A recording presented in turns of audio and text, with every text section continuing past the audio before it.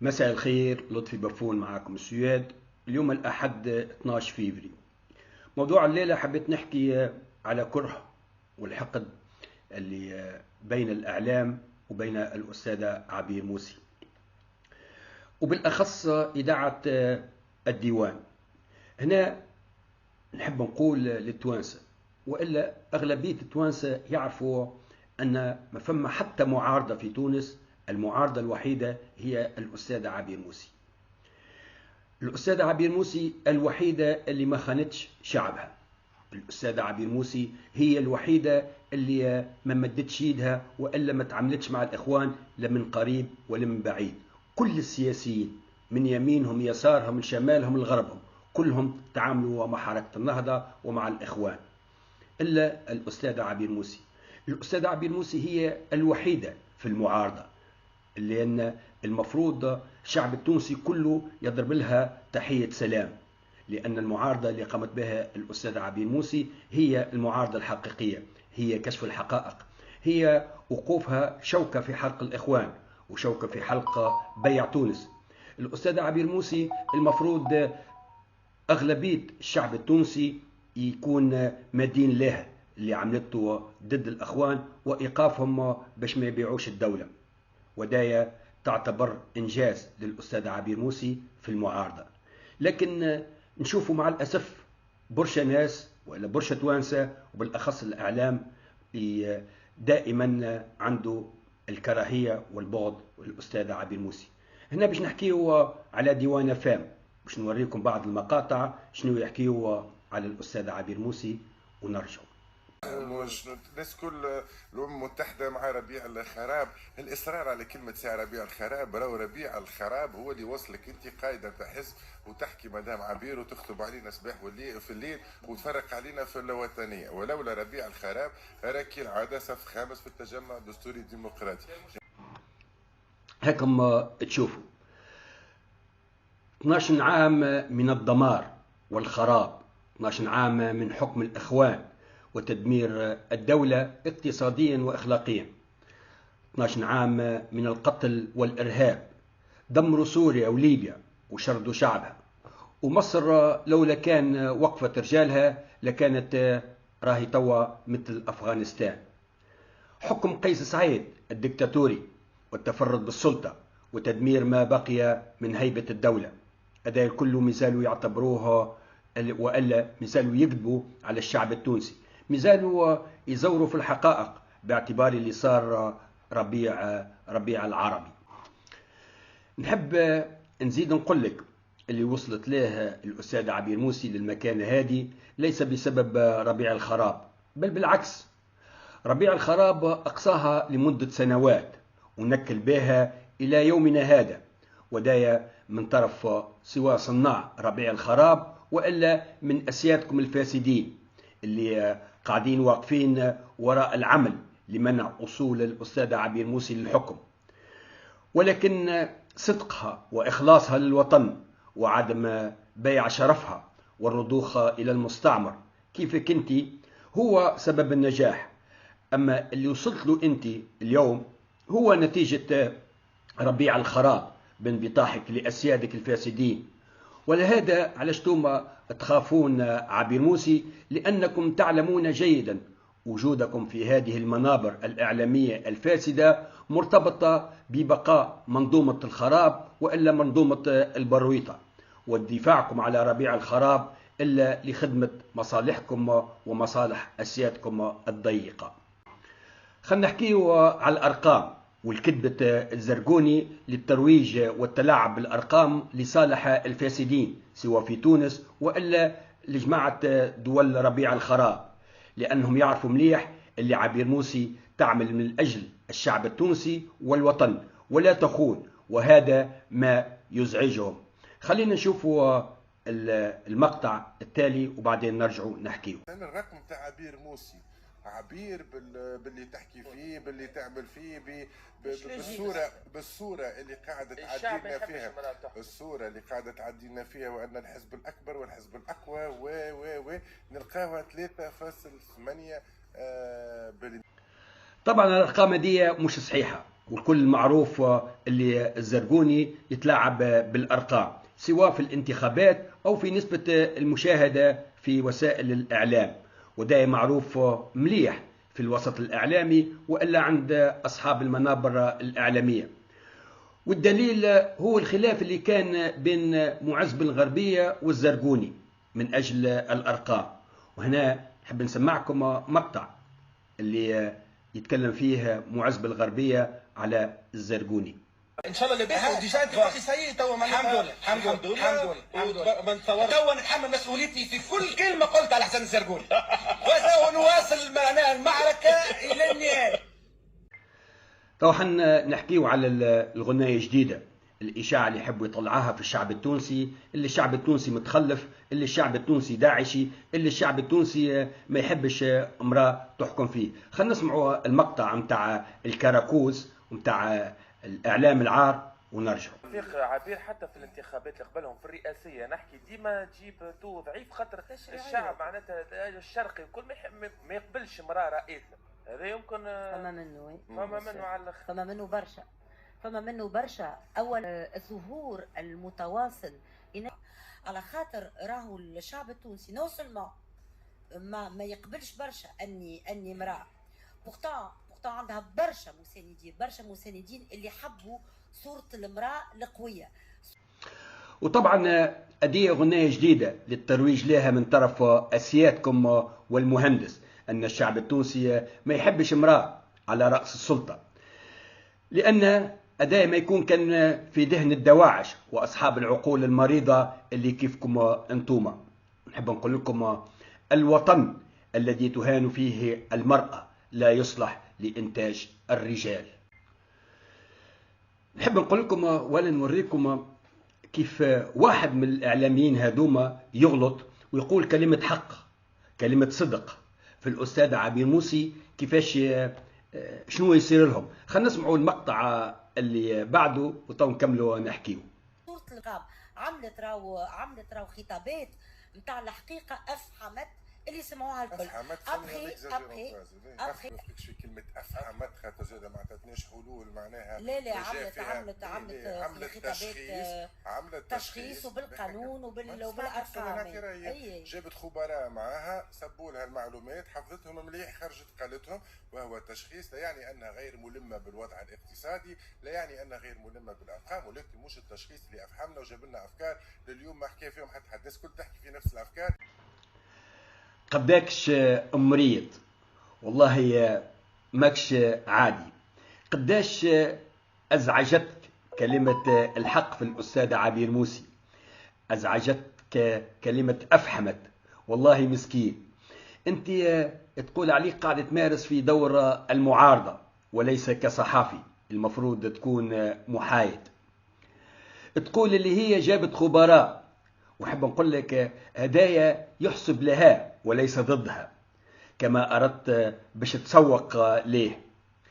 ودايا يزيد يأكد لي اللي أني ديما نقول فيه أكثر من مرة أن صفات الزعيم الناجح في قدرته على سماع الآخرين هو حسن الاختيار للفريق اللي سوف يعمل معه من أصحاب الخبرة والكفاءات، وليس حسب الولاء وإلا القرابة.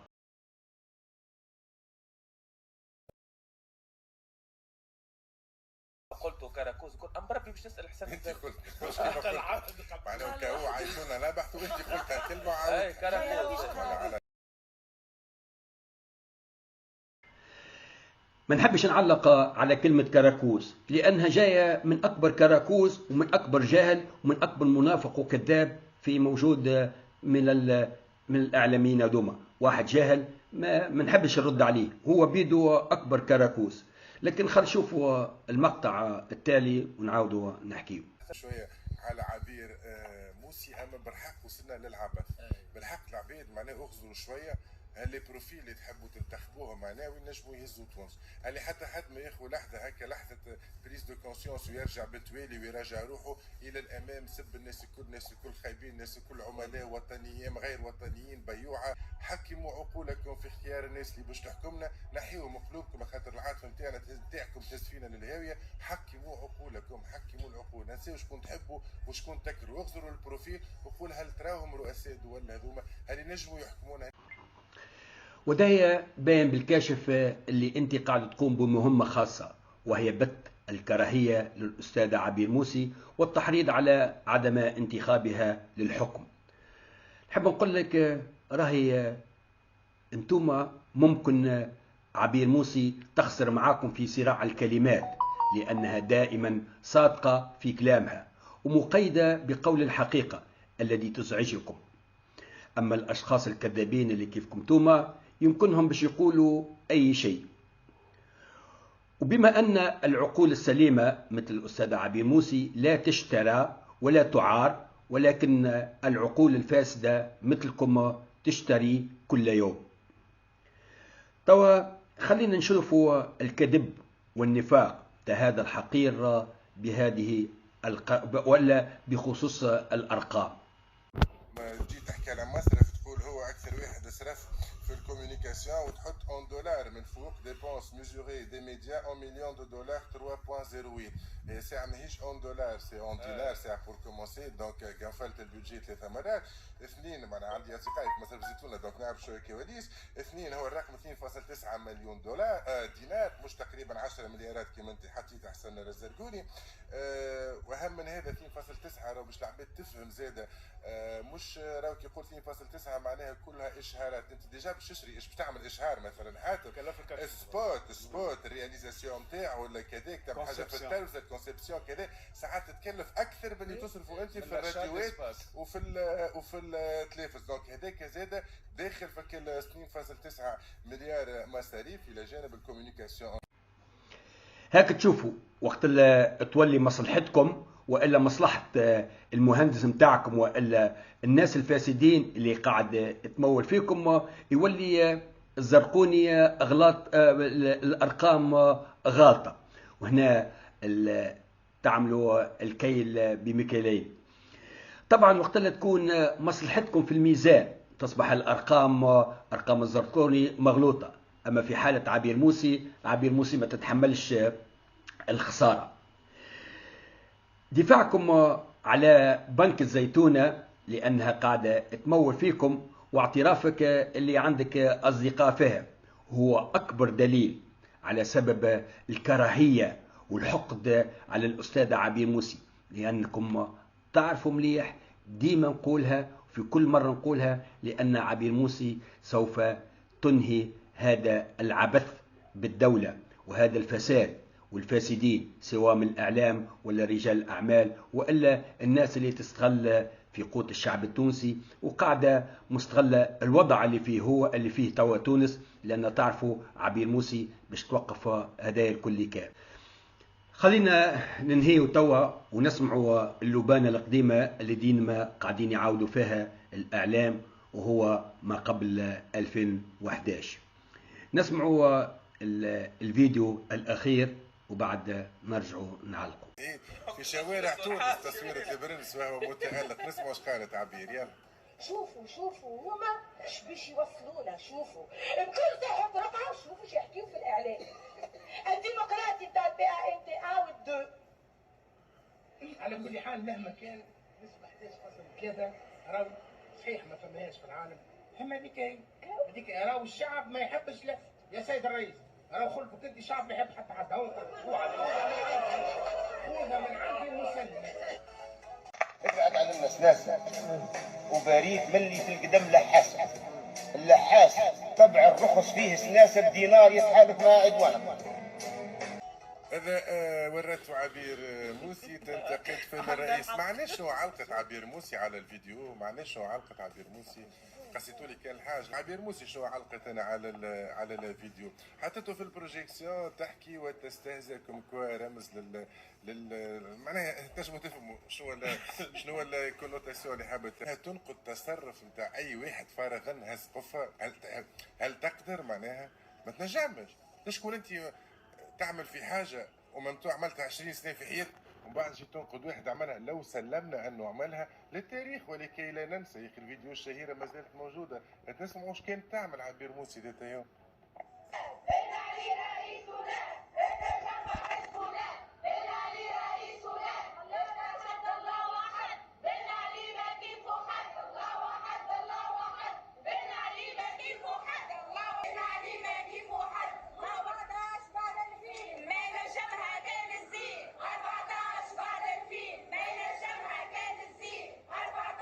الفيل ما ينجمها كان الزين ورحلة مصايف وكشافة كنا عايشين فيها وكانت تقودها ذات يوم عبير موسي. دونك ما تنجمش مدام عبير والثورة عطاتك فرصة باش تعمل شوية ما يكون ما عملتهاش واللي تحب تحكم ومرحبا الديمقراطية كان عطاتك.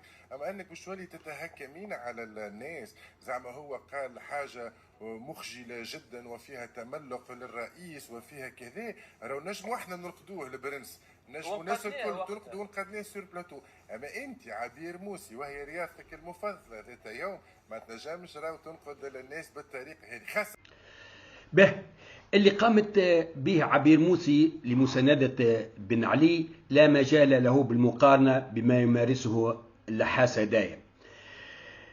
أي بين إنسان يؤمن بقضية ويدافع على رئيس حزبه بكل إخلاص سوى قبل 2011 وإلا بعدما انقلب عليه الجميع، ودائما يثبت اللي هي كانت تدافع على إنسان تؤمن بقدراته وليس من باب التلحيس أو من أجل مصالحها الخاصة. وبين إنسان منافق وكذاب ولحاس اللي ديما مع الواقف وسهل في عنده قلبان الفيستا. والشيء الثاني اللي السيد البكايا دايا هو صحفي والمفروض يكون محايد على الأقل وقت اللي يكون في منابر الإعلام، لأن المفروض يكون شعار الإعلام أن الخبر الصحيح والكلمة الحرة وليس التبندير لشخص معين وإلا الحيس. بهذا الكلمات دوما ننهي الفيديو دايا. ربي يستر الأستاذ عبير موسي وربي يحمي تونس، والسلام عليكم ورحمة الله. مهما يزيدوا علينا الهم، مهما يحاولوا يطفوا الشمس، مهما يزيدوا علينا الهم، مهما يقولوا مهما يعيدوا، انت في قلبي انت وبس. كل كلامهم مش هيأثر وانا ولا حبعد ولا هتغير، يمكن حتى هقرب اكتر مهما يحاولوا الناس بالعكس. كل كلامهم مش هيأثر وانا ولا حبعد ولا هتغير. ويطفوا الشمس مهما يحاولوا يطفوا الشمس، مهما